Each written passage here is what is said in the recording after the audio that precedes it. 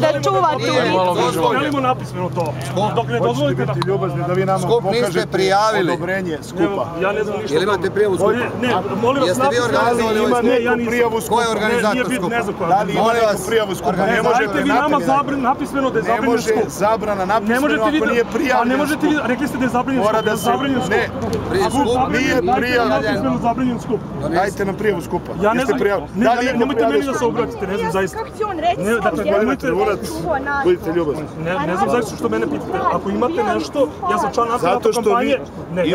Nije potrebno da prijavljamo skup da bi se protestovali protiv NATO fašista. Dakle, nije potrebno prijaviti ovo. Neću ništa, nemojte da mi pipate, molim vas. Neću ništa, neću prilazim nikad. Nemojte da mi pipate, molim vas. Neću nikad prilazim.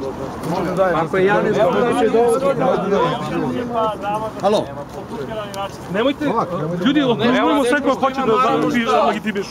Razumem, brate. Nemojte pozivati ljude na otpor. Skup niste prijavili. Čuvate ubice! Čuvate ubice! Čuvate ubice! Čuvate ubice! Čuvate ubice! Čuvate ubice! Čuvate ubice! Čuvate ubice! Čuvate ubice! Gospodo, budete ljubazni, udaljite se. Skup nije prijavljen, izvolite udaljite. Čuvate ubice! Čuvate ubice! Čuvate ubice! Čuvate ubice! Nemoj da me pipaš! Nemoj da me pipaš! Nemoj da me pipaš nikakav! Nemoj da mi slučajem, jel me privodi? Ne pipaj ga! Jel me privodi? Pustili me! Ne pipaj ga! Oši, stiži gore! Stiži gore! Šta je problem? Gdje su naši? NATO! Ubice! NATO! Ubice! NATO! Ubice! NATO! Ubice! Nemoj da me mučite! Ubice! NATO!